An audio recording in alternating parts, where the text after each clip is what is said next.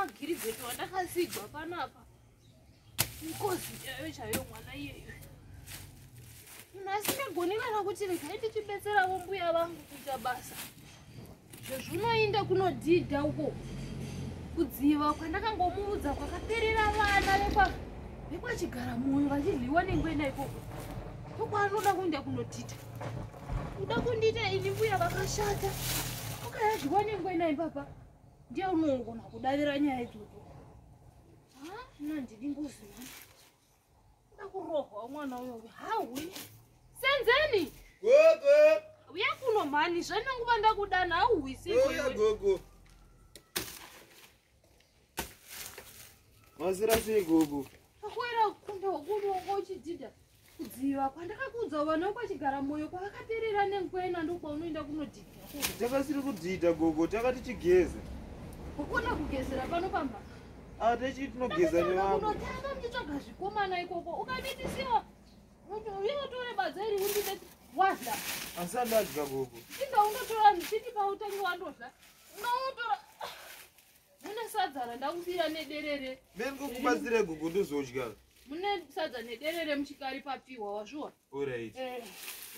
Tinda wodla muzukuru wangu. Ndingokubatsira 2 minutes now. Unomatigeza nani ikoko. Tichigeza neshamwa dzangu gogo, kune nyaya yekuitika yakaitonakidza gogo. Yey. Hanzi kune mukomana anonzi Ricky Rose gogo, hanzi akaurawa na depression. Handonoona zvandiri kubva kukuudza.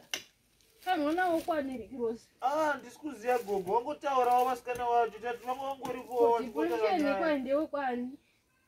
Depression uyu anozoziya zvangu gogo, asi handinoona nyaya ndikubva kukuudza ipapa. Mwana wangu hautsiuriki. Unokasangana na depression iyeyo uchibva kugwizi akakubata akakuuraya, ini ndogona kuzvitsanangura nditi kudii kuna baba vako pano.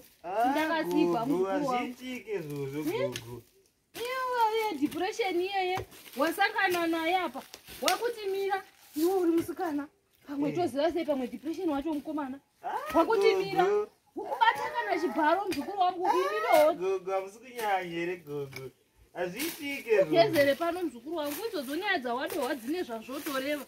Singageza nevamwe gogo. Iye Ricky Fire wacho kana akaurawa na depression, iwe ukaurawa muzukuru wangu na depression iye.